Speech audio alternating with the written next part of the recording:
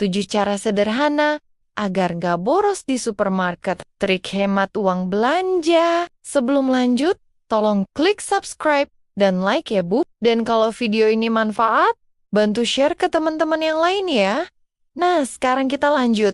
Wah, ketemu lagi nih Bu. Semoga sehat dan gembira terus semua ya. Ibu, pernah nggak sih ngerasa kalau supermarket itu kayak segitiga bermuda yang tiba-tiba bikin uang di dompet hilang tanpa jejak?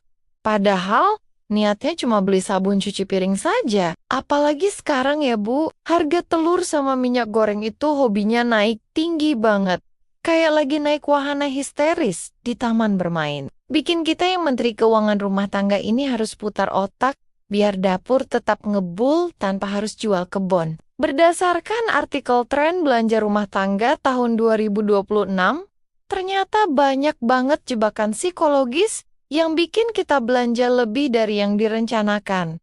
Makanya, video ini penting banget buat disimak biar kita nggak kena rayuan maut rak pajangan lagi. Yuk, kita bongkar 7 jurus jitu biar ibu-ibu tetap jadi penguasa keuangan yang tangguh dan gak gampang tergoda sama diskon yang sebenarnya cuma bikin kantong kering di akhir bulan. Cara nomor 1 adalah wajib hukumnya bawa catatan daftar belanja dari rumah, dan ibu harus janji sama diri sendiri buat setia sama catatan itu. Kayak setia sama suami tercinta. Jangan sampai ya Bu, di catatan tulisannya beli odol, tapi pas pulang ke rumah malah bawa 1 set toples kaca, cuma gara-gara warnanya cantik. Dan lagi diskon 10% saja. Ingat kalau satu barang di luar catatan masuk keranjang, itu artinya jatah beli bakso sore nanti bisa hilang melayang begitu saja. Jadi kalau mata mulai melirik ke barang yang gak ada di daftar, langsung tarik napas dalam-dalam dan bilang dalam hati, kalau itu cuma cobaan hidup yang harus dilewati demi masa depan saldo ATM yang lebih cerah. Tips nomor 2 ini paling krusial, yaitu jangan pernah sekali-kali masuk ke supermarket dalam kondisi perut keroncongan alias lapar banget. Karena itu bahaya, level tinggi. Kalau perut lapar, semua barang di rak itu kelihatan kayak makanan enak. Dan akhirnya kita beli banyak camilan yang sebenarnya nggak perlu banget buat kesehatan. Contohnya ya Bu, ibu niatnya beli deterjen. Tapi karena lapar, malah ambil 3 bungkus keripik kentang, ukuran jumbo cuma gara-gara gambarnya, bikin ngiler. Perut yang kenyang itu bikin logika kita tetap jalan. Jadi sebelum berangkat, ada baiknya ibu makan nasi padang dulu, atau minimal ganjel, pakai pisang goreng supaya nggak hilaf di lorong makanan ringan. Nomor 3, biasakan buat cek harga per satuan atau per gram, dan jangan langsung tergiur sama tulisan beli 2 lebih hemat yang seringnya cuma selisih Rp100 saja. Kadang kita sebagai ibu-ibu suka merasa menang banyak kalau beli paket bundle, padahal kalau dihitung satu-satu harganya malah lebih mahal. Atau isinya ternyata lebih sedikit. Contoh realnya ya pas beli sabun cair, coba bandingkan harga kemasan botol sama yang refill.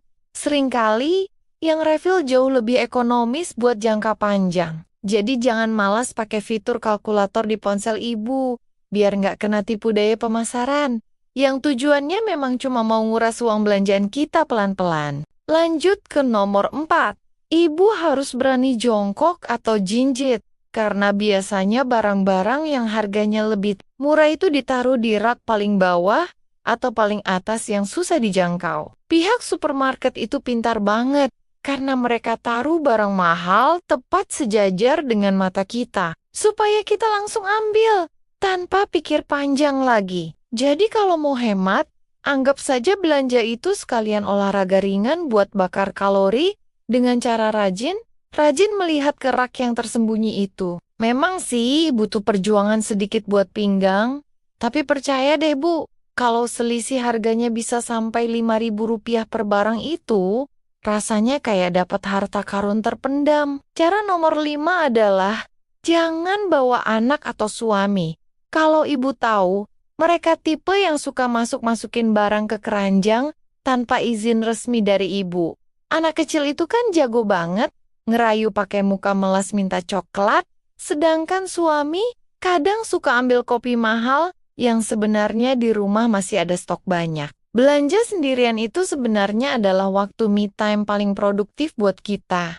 Karena kita bisa fokus hitung pengeluaran tanpa ada interupsi suara, minta beli mainan atau es krim. Kalau memang terpaksa harus bawa pasukan, ibu harus tegas, kasih batasan satu orang, cuma boleh pilih satu barang kecil saja, biar anggaran belanja mingguan kita gak langsung jebol dalam sekejap. Nomor 6. Hindari pakai keranjang dorong yang besar. Kalau ibu cuma mau beli sedikit barang, karena ruang kosong di keranjang itu, secara psikologis, bikin kita pengen isi terus. Pakai keranjang jinjing saja, supaya kalau sudah mulai terasa berat, tangan ibu bakal kasih sinyal ke otak kalau belanjaannya sudah cukup dan waktunya segera menuju kasir. Contohnya kalau ibu cuma butuh susu sama roti, jangan pakai troli raksasa yang bisa buat muat 3 orang anak, karena nanti ujung-ujungnya ibu bakal isi pakai deterjen, pewangi, sampai panci baru. Dengan bawa keranjang jinjing, kita jadi lebih sadar diri sama beban belanjaan dan beban keuangan yang bakal kita bayar di meja kasir nanti. Tips nomor 7 atau yang terakhir adalah selalu cek ulang isi keranjang sebelum ibu benar-benar antre di kasir buat melakukan eliminasi barang yang sekiranya nggak penting. Seringkali pas lagi nunggu antrean, kita baru sadar kalau ada barang yang sebenarnya tadi diambil cuma karena lapar mata atau ikut-ikutan orang sebelah saja. Jangan malu buat balikin barang ke tempat asalnya atau titip ke petugas kasir. Kalau ibu merasa barang itu bakal bikin anggaran melampaui batas yang sudah ditentukan. Menjadi emak-emak yang tegas sama diri sendiri itu keren kok, Bu. Daripada nanti pas sampai rumah kita malah menyesal dan meratapi nasib karena uang sekolah anak terpakai buat beli pajangan meja. Nah, ibu-ibu semua, sebenarnya rahasia belanja hemat itu bukan soal seberapa banyak diskon yang kita dapat, tapi seberapa kuat kita menahan keinginan yang bukan kebutuhan. Kita ini sering banget jadi korban perasaan sendiri, merasa kalau nggak beli barang diskon itu rugi.